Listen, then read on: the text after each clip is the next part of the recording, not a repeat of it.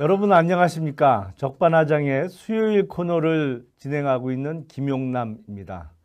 아세안 지역의 외교장관들이 모여서 지역 안보와 관련한 현안을 논의하는 아세안 지역 안보 포럼 ARF라고 하죠. ARF가 어제 의장 성명을 채택하고 폐막했습니다. 그 ARF에서 강경화 외교부 장관이 왜 중국의 왕이 외교부장에게 사드 보복에 대한 항의를 안 했느냐라고 질문하니까 강경화 장관의 답변이 시간이 없어서 못했다라는 답변이 돌아왔습니다. 북한에 대한 도발 중단을 왜 요구하지 않았느냐라는 질문에는 다른 나라들이 해서, 그러니까 대한민국 아닌 중국이나 러시아 이런 데서 도발 중단을 요구했기 때문에 우리는 안 했다, 이런 답변이 돌아왔습니다. 내부적으로 공격하는데, 예를 들어서 무슨 청와대 캐비넷에서 재판과 관련한 증거를 찾아냈다고 공개하고, 또 지지난 정부에서 국정원에서 무슨 댓글 부대를 운영했다는 것을 발표하고, 이런 내부 공격에는 정말 뛰어난 솜씨를 보이고 있는데, 외교적으로 다른 나라에 대한 정당한 요구를 하는 데 있어서는 뭐랄까요? 좀 표현이 그렇습니다만 등신 외교 같은 것을 이어가고 있습니다. 참 요새 더운 날씨만큼이나 답답한 문재인 정부의 외교 정책 또 활동을 보면서 더 더워지는 것 같습니다. 자, 여전히 더운 수요일 적반하장 코너 이어가도록 하겠습니다.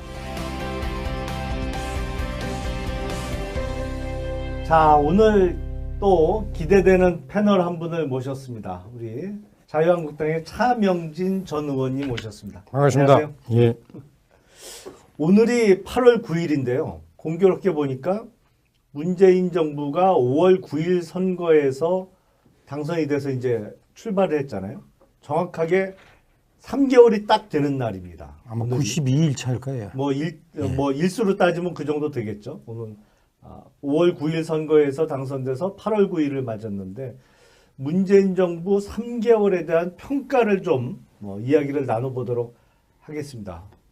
차 의원님께서 보시기에 문재인 정부의 그동안 3개월 동안 보여줬던 모습을 보고 뭐랄까요? 총평 내지는 기본적인 문재인 정부의 성격을 규정한다면 어떻게 말씀하실 수 있을까요? 정치학적으로 이렇게 체제의 성격은 제가 볼 때 좌파 포퓰리즘. 좌파 포퓰리즘. 그다음에 이제 사람들이 알아듣게 얘기하면은 back to the 노무현. 네. 자칭 민주정부 3기라고 그러는데, 민주정부 3기면은 아마 본인들이 이제 이런 생각을 하고 있을 거예요. 민주적인 정신을 기본적으로 유지하고, 그다음에 3기니까 1기부터 2기, 2기부터 3기 해서 이렇게 점점 민주적인 게 발전한 것 같이 엮여 생각하는데, 제가 정확하게, 저는 의원도 했지만 정치학도 했습니다. 네. 그런 관점에서 보면은 이거는 이제 좌파 포퓰리즘이에요. 이제 우리 그 당에서 일각에서 이제 이런 얘기 많이 하죠. 지난번에 제가 보니까 전희경 의원이 네. 뭐 5분 발언인가 하면서 사회주의 호를 탔다 그랬는데, 사회주의 호는 아직 아닌 것 같고, 왜냐하면 사회주의라는 건 자체는 실제 소유를, 중요한 생산 소유를 국가가 하고, 또 그다음에 이 분배를 어떤 계획 경제에 의해서 하는 거 아니에요. 근데 그런 정도는 아닌 것 같고, 단번에 거기까지 갈 수요 없겠죠. 네, 일정하게 이제 그 큰 정부론에 입각하고, 그런 측면에서 이 좀 좌파적인 성격이 있어요. 또 그다음에 이제 이 완전히 정북 친북이라고 보기에는 이 사실 미국과 북한 사이에서 상당히 갈등하는 그런 모습을 보이잖아요. 우리가 좋게 말하면 갈등이고, 또 나쁘게 얘기하면 햄리처럼 왔다 갔다 하는 거죠. 그런 측면이 있어요. 그래서 그 좌파는 맞는데 사회주의다, 정북이다, 이거는 좀 과한 표현 같고, 보다 분명하게 성격 규정하면 퍼퓰리즘이에요. 퍼퓰리즘을 많은 분들이 이제 인기 영합 이렇게 얘기하는데 우리 저 김용남 의원도 정치인 하셨지만 인기 영합 아닌 정치인이 어디 있어요? 다 인기 좀 따지거든. 그래서 퍼퓰리즘의 정확한 개념은 그거보다는 이런 측면이에요. 첫째, 기존의 정치권, 특히 우익 이 부분을 기득권 세력으로 규정한다. 둘째, 나를 포함한 국민 대중은 모두 다 뜻이 같고 하나이다. 그러니까 소위 말하면 전체주의적 대중주의라고 할까? 그 두 가지 특징이 있어요.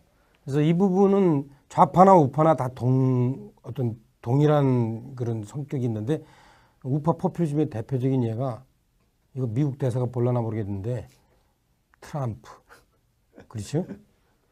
그다음에 이제 저기 터키의 누구더라 안드레안인가? 네. 그 사람도 우파 포퓰리즘이에요.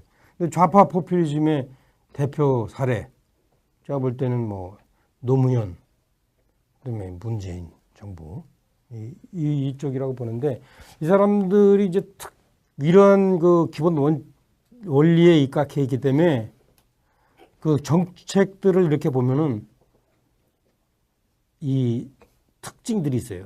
첫째, 콜로세움 정치를 한다고. 콜로세움. 네. 이 콜로세움이 뭐예요? 옛날 로마 시대 때 그 보면은 실제적으로 그 국민의 생활, 복리 증진 이런 것을 개선시키는 거는 잘 못해. 하지만 이 국민의 그 불만을 해소시키기 위해서 어떻게 해요? 공공의 적을 만들어 가지고 이 경기당에 쳐넣어 가지고 싸움을 시키든지 지들끼리 글라디에이터 아니면 사자밥이 되게 하든지 해서 대리 만족을 시켜주는 그런 거 하는 거예요. 지금 보세요. 딱 보면 검찰 개혁 했는지 모르는데 돈봉투 사건 하나로 마치 검찰을 막 그죠? 이 적폐로 몰아넣잖아. 사람들이 그거 보면서 다 손가락질한다고.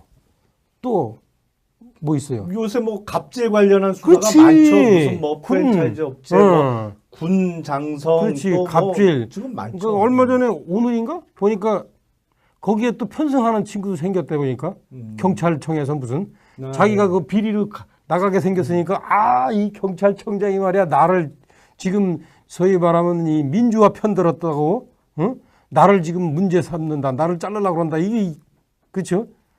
그건 편승하는 사람이고 그 편승하는 사람 또 있어요. 누구요? 코미디언 뭐 닭집 했다가 망한 사람 무슨 박근혜 정권에서 자기 탄압했다고.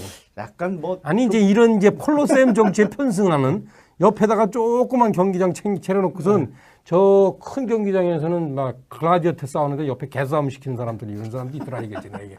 그 편승하는 사람이 어느 시대나 있어. 이게 특징이 콜로세움 정치가 하나 특징이에요. 그러니까 이 실제적으로 그 여론 환기 이게 근데 좌파들이 참 잘해 보면. 잘하긴 잘하죠. 정말 잘하잖아요. 그죠? 근데 3개월 동안 사람들 정신없잖아. 우우우. 그죠? 근데 되는 건 하나도 없어. 그게 두 번째가 뭐냐? 우왕좌왕. 원전. 보세요. 원전 폐기한다고 혹 있게 했다가 어떻게 됐어요? 공론화위원회라는 법에도 없는 그런 위원회에다가 맡기잖아. 이 슬쩍 떠넘겼죠. 원전 이게 한 개에 1조짜리인데 이거를 갖다가 거기다가 슬쩍 떠넘기고 있잖아요. 그렇죠? 1조가 훨씬 넘죠. 네. 사실은 뭐 지금 5, 6호기 하면 최소 5조 지금 얘기 나오는데. 그러니까 왜 이 퍼퓰리즘 특징이 뭐냐면 정책적으로 특별한 어떤 원리와 이념에 근거한 그 기조가 분명치 않아요. 이게 하여튼 사람들한테 혹하면은 이리 갔다 저리 갔다 하는 거야. 그게 이제 두 번째 특징이 사드. 그러니까 여론이 좀 불리할 것 같으면 살짝 발 빼고 떠넘기고 뭐 지금 근데 원전 중단은 그래도 뭐 슬근슬근 지금 나는 하려고 하는 것 같아요. 나는 안 될 것 같아. 그래요? 예, 될 수. 워낙 반대가 심한 건 사실인데. 그렇고 실제 왜냐면 객관적으로 이거는 문제가 되잖아요. 그 가치에 관한 문제면은 스리슬쩍 넘어갈 수 있어. 근데 이거 객관적으로 우리나라 전력난이 불보듯 뻔하고 그리고 이 전기값이 올라갈 것이 뻔한데 자기 임기 중에는 안 올라간다는 거 아닙니까? 그러니까 끌다가 예를 들어서 지금 뭐 예를 들어서 2023년에 폐기한다 이렇게 해봐. 그러면 자기 임기 끝나고 가는 거지. 아니 그리고 그러니까 근데 산업부에서 지금 오늘 보도를 보니까 전력 예비율을 22% 정도를 유지해야 되는 규정을 18%까지만 유지하면 되는 거로 규정을 그러니까 이게 뭐 바꾼다 뭐냐면은 이런 보도도 있는 거로 봐서 탈원전은 밑에서 물 밑에서 계속 진행하지 하겠죠. 이거 않을까요? 하겠죠. 하겠죠. 근데 이게 보면은 일반인들이 볼 때는 어떻겠어요? 야, 이게 정권이 바뀌니까 법 해석도 바뀌고 과학도 바뀌네. 그렇죠. 법 해석 바뀌는 건 저 전교조 합법화 시키는 거. 과학은 뭐 예비 전력량. 이 정권이 바뀌니까 이 나라가 이거 이상해. 그죠? 철학이 바뀌는 건 알 수 있는데 과학도 바뀌네. 그런 것들이 이제 사람들이 인식하게 되면서 지지율이 이제 쭉쭉쭉 빠지면서 그러면서 이제 우왕좌왕하게 되는 거죠. 하여튼 특징이 그렇고 파퓰리즘 뭐랄까요? 총평 내지는 기본적인 문재인 정부의 성격을 규정한다면 어떻게 말씀하실 수 있을까요? 정치학적으로 이렇게 체제의 성격은 제가 볼 때 좌파 포퓰리즘. 좌파 맞고, 포퓰리즘. 그다음에 이제 사람들이 알아듣게 얘기하면은 back to the 노무현. 네. 자칭 민주정부 3기라고 그러는데 민주정부 3기면은 아마 본인들이 이제 이런 생각을 하고 있을 거예요. 민주적인 정신을 기본적으로 유지하고 그다음에 3기니까 1기부터 2기, 2기부터 3기 해서 이렇게 점점 민주 뛰어난 솜씨를 보이고 있는데 외교적으로 다른 나라에 대한 정당한 요구를 하는 데 있어서는 뭐랄까요? 좀 표현이 그렇습니다만 등신 외교 같은 것을 이어가고 있습니다. 참 요새 더운 날씨만큼이나 답답한 문재인 정부의 외교 정책 또 활동을 보면서 더 더워지는 것 같습니다. 자, 여전히 더운 수요일 적반하장 코너 이어가도록 하겠습니다. 자, 오늘 또 기대되는 패널 한 분을 모셨습니다. 우리 자유한국당의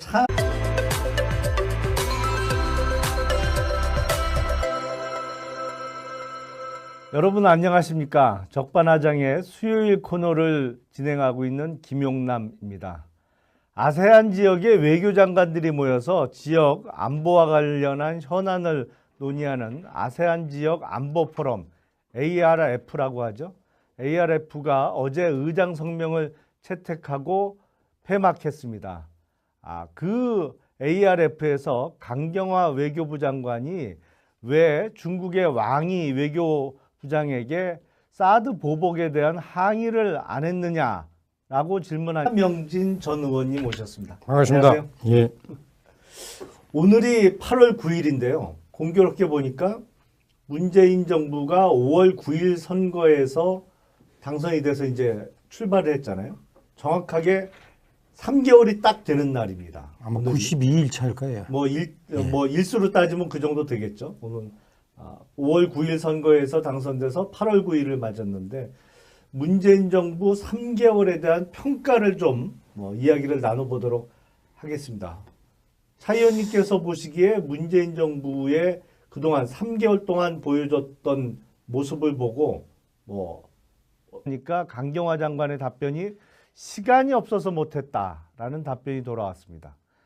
북한에 대한 도발 중단을 왜 요구하지 않았느냐라는 질문에는 다른 나라들이 해서 그러니까 대한민국 아닌 중국이나 러시아 이런 데서 도발 중단을 요구했기 때문에 우리는 안 했다.